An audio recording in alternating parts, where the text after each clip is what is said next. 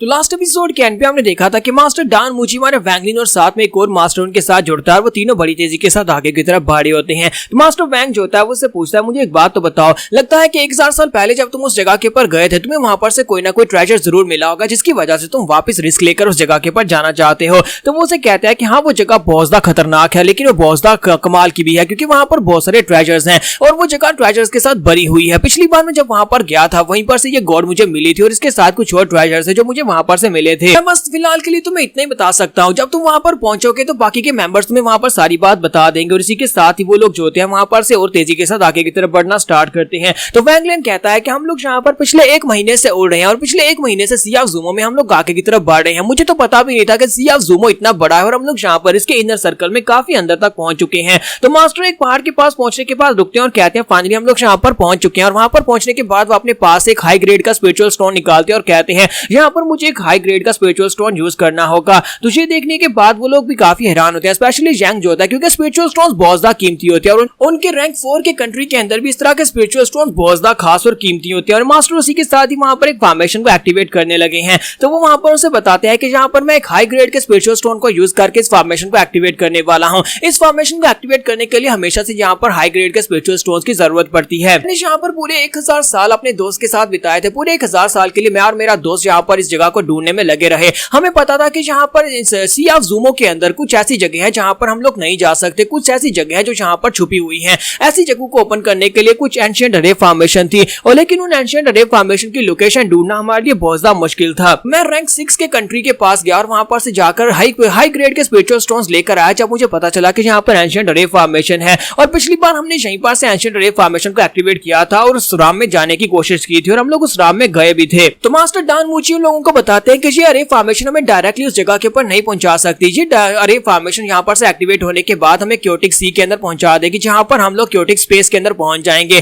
Chaotic space के अंदर जाने के बाद वहां पर से हम लोग जिस स्पेस के अंदर एंटर होंगे वहां पर टेलीपोर्टेशन अरेज होंगी जो कि हमें ट्रायल्स के अंदर भेजेंगी। हमें सबसे पहले ट्रायल में जाना होगा और उसके बाद दूसरे और फिर उसके बाद तीसरे और उसके बाद हम जो है वो फाइनल जगह के ऊपर पहुंच जाएंगे जहां हमें पहुंचना है। लेकिन ये आउटर स्पेस जो है बहुत ज्यादा खतरनाक जगह है क्योंकि आउटर स्पेस एक ऐसी जगह है जहां पर बहुत ज्यादा खतरे और बहुत सारे अजीबोगरीब मॉन्स्टर्स हैं। ऐसे मॉन्स्टर जो तुमने पहले कभी अपनी जिंदगी में नहीं देखे होंगे। इतने पावरफुल मॉन्स्टर्स हैं कि हमें उन सभी से बचकर उन ट्रायल स्टेजेस के ऊपर पहुंचना होगा और ट्रायल स्टेजेस के ऊपर पहुंचने के बाद भी वहां पर बहुत ही खतरनाक क्रीचर्स हैं। मास्टर डान मुझे जो होते हैं वैंग किंगजुई से कहते हैं कि वहां पर पहुंचने के बाद कोई भी मुश्किल क्रिएट मत करना क्योंकि वहां पर मेरे बाकी के दोस्त भी आने वाले हैं जो कि 1000 साल पहले मेरे साथ वहां पर एंटर हुए थे। वो सभी लोग जब वहां पर आ जाएंगे तो कोई भी मुश्किल क्रिएट मत करना। तुम्हें अच्छी तरह से पता है कि वहां पर जाने के बाद हमारा मिशन क्या है। तो मास्टर वैंग उसे कहते हैं कि हाँ मुझे पता है कि मिशन क्या है। इसी के साथ ही वहां पर रे फॉर्मेशन को एक्टिवेट करते हैं। जैसे वो रे फॉर्मेशन को एक्टिवेट करते हैं तो वो हाई ग्रेड का स्पिरिचुअल स्टोन टूट जाता है। उसके टूटने के साथ रे फॉर्मेशन एक्टिवेट होती है और उस रे फॉर्मेशन के एक्टिवेट होने के साथ ही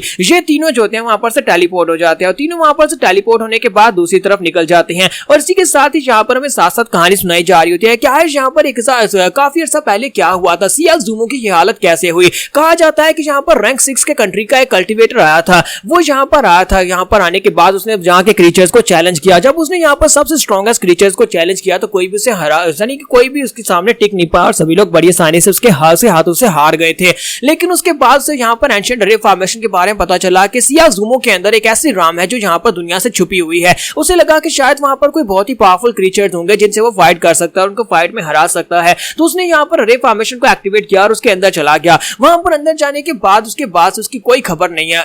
ऐसे लगता है जैसे वो हमेशा के लिए गायब हो गया हो, जैसे वो हमेशा के लिए वहां पर ट्रैप हो गया हो। और उसके बाद से बहुत सारे कल्टिवेटर्स जो है उसकी बची हुई वहां पर से लेगेसी लेने के लिए ये ढूंढ रहे थे कि उन्हें रास्ता मिले और वो रे फॉर्मेशन को ओपन करके दूसरी दुनिया में जा सके, वहां पर से जाकर उसकी बिलोंगिंग्स को ले सके या फिर उसके ट्रेजर्स को ले सके। यहाँ तक कि सुजाकू कंट्री के लोगों ने अपने बहुत सारे एक्सपर्ट्स को भेजा ताकि वो उस एक्सपर्ट को ढूंढ सके क्योंकि कभी वो सुजाकू कंट्री का सबसे नंबर 1 कल्टिवेटर हुआ करता था। इसी के साथ ही उन लोगों ने यहाँ पर सी ऑफ ज़ूमो के इस एरिया को प्राइवेट कर दिया और उसको फॉरबिडन कर दिया। जो भी यहाँ पर उनकी इजाजत के बिना एंटर होता वो उसे मार डालते। इसी वजह से इस जगह को फॉरबिडन एरिया कहा जाने लगा और सी ऑफ ज़ूमो के अंदर कोई भी यहाँ पर आने से डरता है। यही वजह है कि कोई भी यहाँ पर इनर पार्ट्स में जाने की गलती भी नहीं करता। और इसी के साथ ही ये लोग टेलीपोर्ट होने के बाद दूसरी तरफ पहुंच जाते हैं। वहां पर पहुंचने के बाद वैंग उसे कहता है कि जैसा तुमने कहा था जी तो बिल्कुल वैसा ही है। 10,000 साल पहले यहाँ पर सुजाकू कंट्री का सबसे नंबर 1 एक्सपर्ट जो था इसी जगह के ऊपर आकर गायब हो गया था। मैं यहाँ पर देखना चाहता हूँ कि आज यहाँ पर ऐसी क्या पावरफुल चीजें हैं जिसकी वजह से वो नंबर 1 एक्सपर्ट भी यहाँ पर से बाहर नहीं जा पाया। मानो वैंगली उसकी बातें सुनने के बाद सोच रहा था कि मैं यहाँ पर किन लोगों में गिर गया हूँ। एक बंदा है जो यहाँ पर अपने लिए ट्रेजर लेना चाहता है, दूसरा यहाँ पर फाइट करना चाहता है। इसी के साथ ही एल्डर वैंग को वहाँ पर सामने कुछ पत्थर दिखाई देते हैं जो कि हवा में उड़ रहे होते हैं। तो वो कहता है कि यहाँ पर इन पत्थरों के अंदर से बहुत ही अजीब सी स्पिरिचुअल एनर्जी निकल रही है। तो मास्टर से बताते हैं कि मास्टर डान मूजी से बताता है कि इन पत्थरों के अंदर हम लोग पिछली बार यानी 1000 साल पहले एंटर हुए थे। ये पत्थर बहुत ज्यादा खास हैं। तुम इन पत्थरों के अंदर एंटर होते हो तो इन पत्थरों के अंदर से एनर्जी निकलती है और उस एनर्जी के साथ तुम्हारा सेम इम्प्रिंट बनता है, यानी कि तुम्हारा एक क्लोन बन जाता है। और वो क्लोन जो होता है उसका कल्टीवेशन लेवल तुम्हारे लेवल से एक लेवल अप होता है। और उसके बाद जब तुम एंटर हो जाते हो तुम्हें उसे हराना पड़ता है। अगर तुम उसे नहीं हराओगे तो वो एक क्लोन जो है वो 10 में तकसीम हो जाएगा और उसके बाद वो फिर से तुम्हारे पर अटैक करेगा और तुम कभी वहां पर से निकल नहीं पाओगे। हम लोग भी पिछली बार इसके अंदर ट्रैप हो गए थे, हमें वहां पर जाने की जरूरत नहीं है क्योंकि हमारा रूट वहां पर नहीं है। हम लोग यहीं पर रुककर अपने दोस्तों का इंतजार करेंगे। लेकिन इसी के साथ ही वैंग जो होता है उसे कहता है कि मैं अभी जाकर उनको आजमा कर देखता हूँ, मैं देखता हूँ क्या मेरा क्लोन कितना पावरफुल होगा। और वो बड़ी तेजी के साथ उड़ता हुआ उन पत्थरों की तरफ चला जाता है। तुम्हारा वैंगलिन कहता है कि बेकार इंसान को यहाँ पर जाकर फाइट करने की जरूरत ही नहीं थी, ये ऐसी वहां पर चला गया। लगता है कि ये वाकई में यहाँ पर फाइटिंग का बहुत ज्यादा दीवाना है जिसकी वजह से वहां पर अपने क्लोन से फाइट करने के लिए चला गया। तो जैसे ही वहां पर पहुंचता है तो मास्टर वैंग का क्लोन वहां पर अपीयर होता है और वो उसे फाइट करना शुरू कर देता है। मानो वैंगलिन मास्टर डान मूजी से पूछता है मुझे एक बात तो बताओ कि अब जबकि ये जगह इतनी खतरनाक है तो फिर लास्ट टाइम तुम लोग यहाँ पर इस जगह के ऊपर कैसे आए थे। तो वो कहता है कि आज से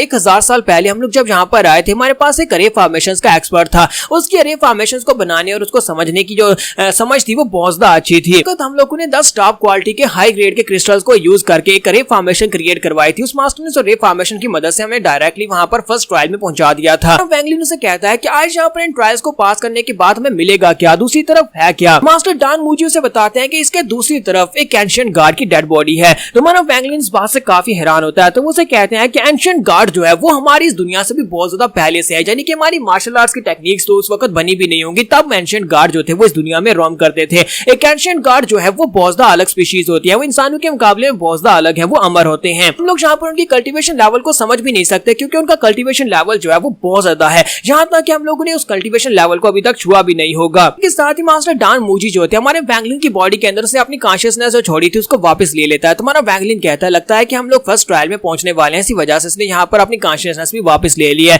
जब किसी के साथ ही वैंगलिन के ऊपर अटैक होता है, वैंगलिन साइड के ऊपर हटकर अटैक को अवॉइड करता है। तो वहां पर उसका पहला दोस्त पहुंच जाता है जिसका टाइटल होता है एंशिएंट एम्परर का। तो वो उसे कहता है कि एंशिएंट एम्परर इस तरह इसकी बच्चों जैसी हरकतें करना बंद करो, तुम इस लड़के को भी मार ही डालते। तो वो उसे कहता है कि हाँ मैं यहाँ पर इस लड़के को मार ही डालता, लेकिन ये लड़का काफी ज्यादा अच्छा है, इसने अपने आप को बचा लिया, लेकिन तुम इस लड़के को यहाँ पर क्यों लेकर आए हो। तो वो उसे बताता है कि इसे डेथ स्पेल आता है और ये तीसरी राउंड में हमारा यानी तीसरे ट्रायल में हमारी मदद करेगा, इसी वजह से ये लड़का यहाँ पर है। कि मानो वैंगलिन वहां पर एंशिएंट एम्परर को देखने के बाद कहता है कि मुझे लगता है कि इसके सारे दोस्त इसी तरह के होने वाले हैं, एक वहां पर फाइटिंग का दीवाना है और दूसरा यहाँ पर पागल है, मुझे लगता है कि जब यहाँ पर अटैक करके मुझे मार ही डालता। मास्टर डान मूजी हमारे वैंगलिन को बताते हैं कि इसका असली नाम गन लैन है, लेकिन सभी लोग इसे एंशिएंट एम्परर कहते हैं क्योंकि इसका कल्टीवेशन लेवल मेरी कल्टीवेशन लेवल से भी ज्यादा है। मैं भी यहाँ पर श्योर नहीं हूँ कि मैं अगर मैं इससे फाइट करूँ तो क्या मैं इसको फाइटिंग में हरा सकता हूँ या नहीं, लेकिन असल में ये दिखने में बहुत ज्यादा राइटियस दिखाई देता है, लेकिन असल में ये अंदर से प्योर डिमोनिक है। इसने इतने सारे लोगों की जान ली जितने लोग तुमने अभी तक अपनी जिंदगी में देखे भी नहीं होंगे। यहाँ पर एक एक करके उसके बाकी के सभी साथी भी पहुंच रहे हैं। यहाँ पर कितने लोग आएंगे और उसके बाद ये लोग फर्स्ट ट्रायल में पहुंचेंगे, ये हम लोग नेक्स्ट एपिसोड में देखेंगे। तो एपिसोड की एक्सप्लेनेशन अच्छी लगी तो कमेंट करके जरूर बताइएगा, वीडियो को लाइक करना मत भूलिएगा। Thank you.